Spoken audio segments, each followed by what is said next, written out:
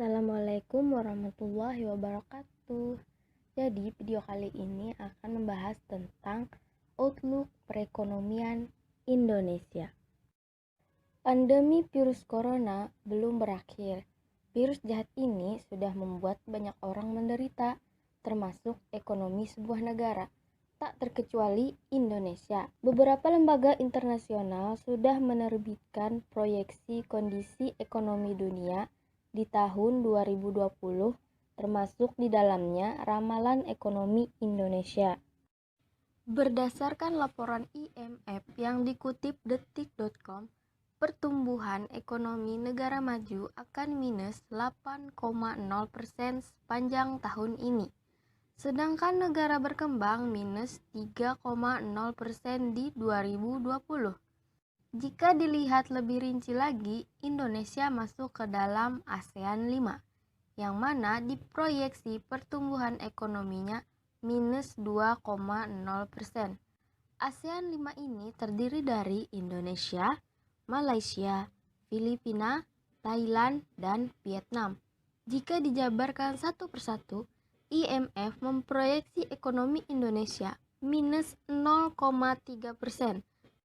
Sementara Malaysia minus 3,8% dan Filipina minus 3,6% serta Thailand minus 7,7%. Sementara World Bank memprediksi pertumbuhan ekonomi Indonesia pada 2020 ini akan berada di bawah 5%. Parahnya lagi, ekonomi Indonesia bisa tak tumbuh sama sekali, alias 0%, karena wabah yang melanda.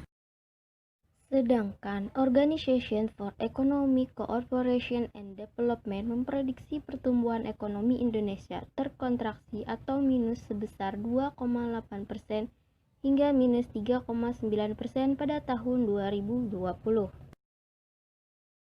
Hal ini dikarenakan ketidakpastian yang berasal dari virus corona atau COVID-19. Berdasarkan laporan OECD Economy Outlook edisi Juni 2020 yang dikutip, proyeksi pertumbuhan ekonomi tersebut masuk ke dalam dua skenario, yaitu gelombang pertama dan gelombang kedua. Jika Indonesia hanya terkena hantaman COVID-19 satu kali, maka diproyeksikan angka pertumbuhan ekonominya minus 2,8%.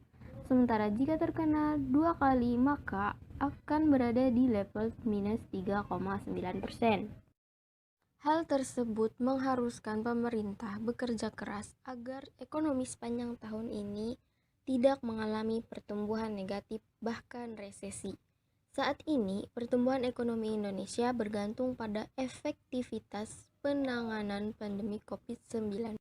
Namun, berita terupdate-nya mengatakan bahwa Indonesia berpeluang besar masuk ke zona resesi, sebab realisasi pertumbuhan ekonomi pada kuartal 2 dan 3 tahun ini berpotensi ada pada level negatif.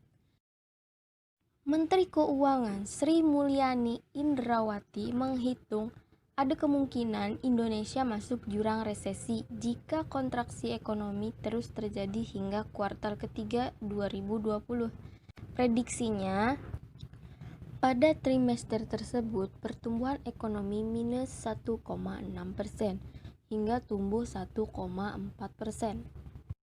Untuk kuartal kedua tahun ini, proyeksinya di angka minus 3,8% akibat dampak pembatasan sosial berskala besar atau PSBB. Beberapa pihak, menurut Sri Mulyani, bahkan membuat proyeksi lebih buruk pada 3 bulan kedua tahun ini. Kementerian Perencanaan Pembangunan Nasional memperkirakan perekonomian kuartal 2 hampir mendekati minus 6%. Badan Pusat Statistik atau BPS pun memastikan ekonomi kuartal 2 2020 akan terkontraksi. Dengan kondisi tersebut, Sri Mulyani memperkirakan ekonomi tahun ini antara minus 0,4% sampai 1%. Grafik data box di bawah ini menunjukkan sejumlah prediksi lembaga internasional terhadap pertumbuhan ekonomi RI tahun 2020. Riset terbaru dari Bank Investasi Morgan Stanley memperkirakan Indonesia akan mengalami pertumbuhan negatif selama 3 kuartal berturut-turut tahun ini. Pada kuartal kedua, perkiraannya di angka minus 5%. Lalu kuartal berikutnya mulai membaik menjadi minus 1,5%. Kemudian pada kuartal keempat 2020, pertumbuhannya minus 0,5%. Dalam riset berjudul ASEAN Economic Mid-Year Outlook itu secara keseluruhan pertumbuhan ekonomi RI sepanjang tahun 2020 adalah minus 1%. Kondisinya akan membaik atau pulih pada tahun berikutnya dengan perkiraan angkanya di 5,8%. Morgan Stanley menulis Indonesia termasuk dalam kelompok kedua negara di Asia kecuali Jepang yang akan pulih setelah Tiongkok. Termasuk dalam kelompok ini adalah India, Filipina, dan Taiwan. Kebijakan fiskal Indonesia dianggap telah merespon cepat dampak pandemi. Namun potensi gelombang kedua infeksi virus corona di negara ini masih besar. Morgan Stanley memperkirakan gelombang kedua ini tidak akan berdampak besar ke perekonomian. Pasalnya pemerintah telah lebih siap menerapkan kebijakan berdasarkan respon dari gelombang pertama.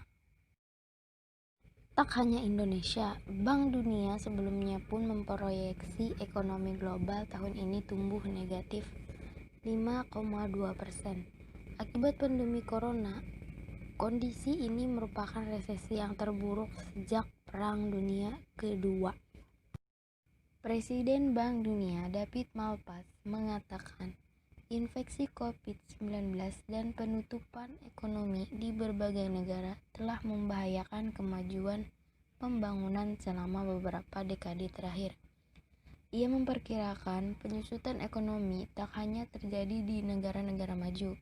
Pendapatan per kapita sebagian besar negara emerging dan berkembang juga diramal menyusut pada tahun ini.